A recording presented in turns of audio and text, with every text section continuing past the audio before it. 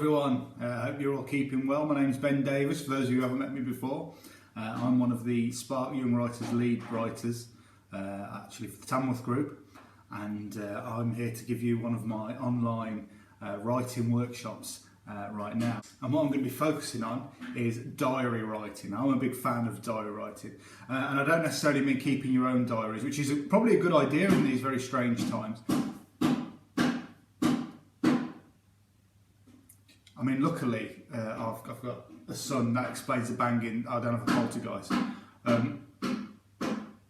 rather, we're going to be looking at making fictional diaries. Adrian Mole is a very good example. One of my favourite books of all time by Sue Townsend, Adrian Mole. And also myself, I started off writing a book called The Private Blog of Joe Cowley that became a series, and that's very much diary style writing as well. And I really like it, that style writing, because it allows you to get inside your characters' heads in a way that other styles of writing don't necessarily.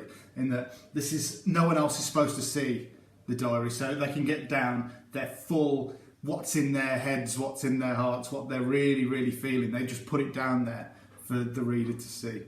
But obviously they don't think a reader is seeing it. It's their own private world. And also they describe what happens in their day, and you get to compare how they react to other people to what they really think about those other people. So that's why I really like writing diary entries.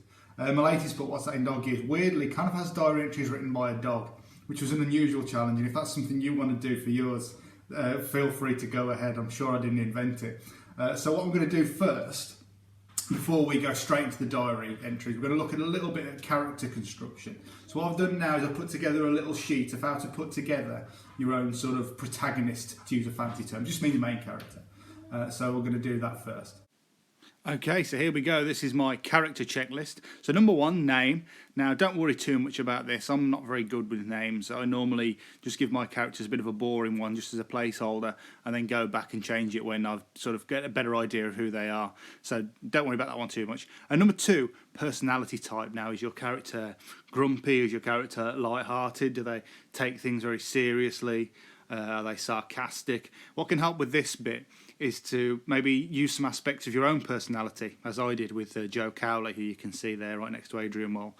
You could also take aspects of personalities of people you know, which I do quite a bit too, but don't make it too obvious because you might upset people. But that could be a good place to start there. Number three, setting. Now, your story could be set contemporary times, like now, could be set in the past, could be set in the future, could be set on Mars with crab people, could be absolutely anything. But your character is going to respond to their environment, so it's a good idea to know where you're going to put them. Number four, goal. Now, this is a big one. It's important to know what your character's goal is, and you need to set that out right at the beginning. And that's important, because in every book you ever read, or film you ever watch, or anything like that, it's about someone who wants something, who has a goal and wants to achieve it. And we want to read on to see if they achieve it or not. And it could be something as big as wanting to save the world from dragons, or it could be something as simple as wanting to make friends at a new school, or win a hot dog eating contest. Could be absolutely anything, but it's vital that you have the goal and you know what your character's goal is. And that could actually go well with the personality type, depending on what it is. And number five, strength, and that feeds into the goal. What strengths do they have that will keep them getting up again and again in the pursuit of their goal? What's going to keep them going? What strength have? Are they determined? They have a good sense of humour.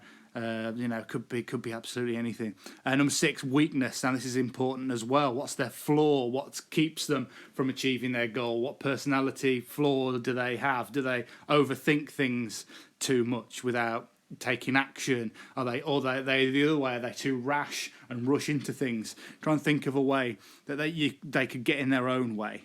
And number seven, other aspects. So, little details, as many details as you can. What hobbies do they have? What likes and dislikes do they have? Do they really hate a particular food? Anything like that at all.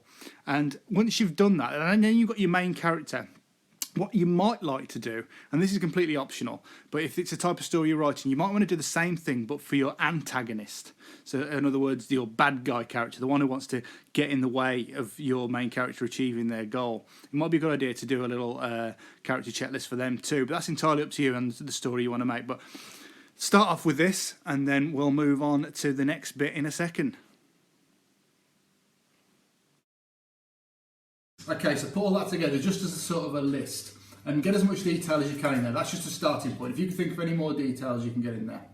Even coming down to likes and dislikes and things like that, things they're into, maybe hobbies and things like that. Try and get as much detail as you can in there to have a well fleshed out character to start off with. Now what we're going to do is we're going to go ahead and write some diary entries by that character. So try and work in as much as you can from what you've got, especially the goal. Try and get the goal in there. Have them set out what they're trying to achieve, and then throw something at them that happened in their day in the diary entry to make things more difficult for them. And the key is for diaries, you can sort of get away with things that are just sort of getting across what the character is and just building character. You don't have to be so plot driven all the time. So you can write entries that are just getting across the character's personality, which is a lot of fun. So have a go at that now and really try and build it up. And you don't necessarily have to write the whole story like a diary, but it can be a good exercise just for you to get in the character's head and work out who they are. So then if you want to approach it from a different angle,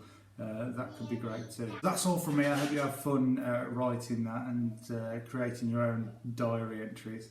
And thank you very much. Bye bye.